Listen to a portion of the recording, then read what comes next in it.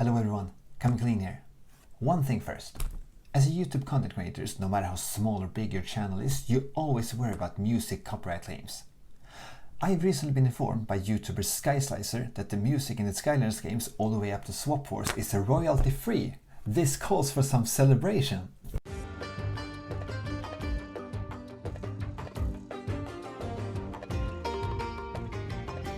Okay, that's enough celebration. Check out Skyslicer's channel if you haven't already. They put out some quality one-on-one Skylanders battles. Link is in the description. To the actual topic of the day, the expansion packs from Skylanders Spyro's adventure. In this video I give you my thoughts on the levels themselves and ultimately if I think they are worth your hard-earned cash. I hope you'll enjoy it.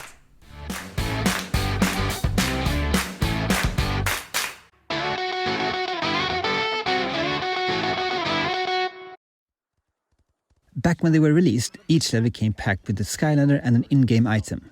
Since you don't need the item or the included Skylander to play the level, and all of the items in the adventure packs are now most likely sold separately, I will be focusing on the levels themselves in this video.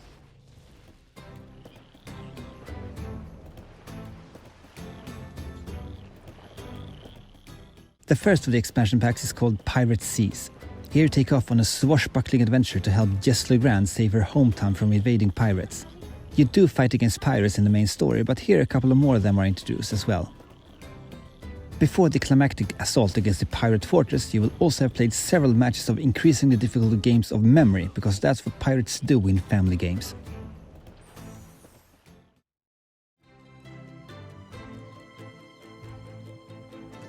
In the second expansion pack, a baker named Batterson has got some trouble outside Darklake Crypt.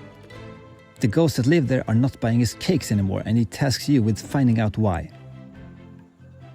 A tried and true gimmick is at play here, as you can switch between the world of the living and the world of the dead. This will help you solve puzzles, but you will also encounter different enemy types in both realms.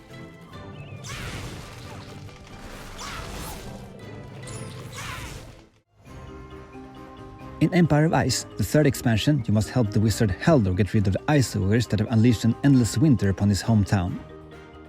Not only will you put together machinations of destruction, you will also face an entirely new type of hazard in the form of slippery ice that, when combined with stingy cacti, is more dangerous than it sounds.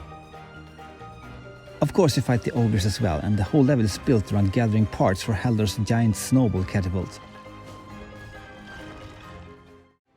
And finally, in Dragon's Peak, it's time to meddle in dragon politics, as the King Ramses has been banished and turned to stone by his own brother Vathek, who has taken over the throne by sitting on it. Apparently, that's all you have to do to become the ruler of Dragon's Peak, so I'm assuming usurping is quite a common occurrence here. What is also interesting is that the two brothers have different numbers of limbs, but I guess one of them may be adopted. Regardless, the red dragon Flavius asks you for help in restoring Ramses to the throne. This level is very visually appealing, and you can really take in the vistas on the many flights you'll take on Flavius's back.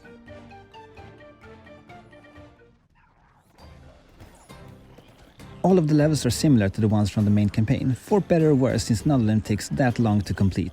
There are a few things though that I think the developer did right here to justify the extra cash you have to pay for these levels. For starters, even though they all have a chapter number that follows after the last level of the campaign, all 4 levels feel like separate adventures. They are not teased in the main story, and they all have a clear conclusion in the end. Even though they all tie into the Skylanders lore, you really don't feel like you're missing something after finishing the main story. It is worth mentioning, however, that you do need all levels to have the save file say 100%. Back in the day, you also needed each pack to collect all 32 Skylanders. However, I don't have exclusively good things to say about the levels.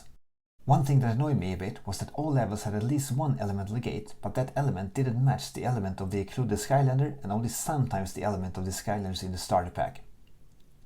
I can't really say that I think it's okay to have the consumer pay extra money for the levels themselves and then having to pay even more money for other stuff to fully enjoy the levels.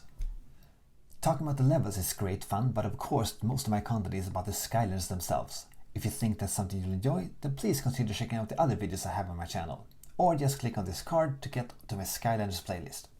Alright, back to the adventure packs. For the most part, I think these are all expansion packs done right.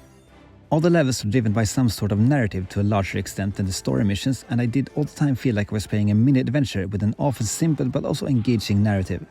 The pickups and secrets you'll find at levels are all themed appropriately, and all levels also introduce an enemy type not found in the base game. It's also worth mentioning that if versus mode is your thing, all packs unlock an extra battle level. I also liked the fact that all the levels had some sort of new mechanic on them. In Pirate Seas you steer a ship and play memory. In Darklight Crypt you switch between the two different realms. In Empire Ice you slide around on ice and fire a catapult. And in Dragon's Peak you fly around on Flavius. Ultimately, you will find a lot of stuff from the levels in the main story packed into each of the expansion levels. If they were part of the main campaign, they would definitely stand out. I do wish they were a little longer though.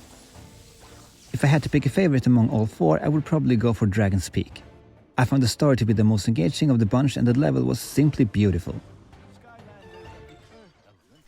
In conclusion, I would have to say that all adventure packs include sufficient content for me to recommend anyone picking them up, especially for the reasonable prices you can find them for nowadays.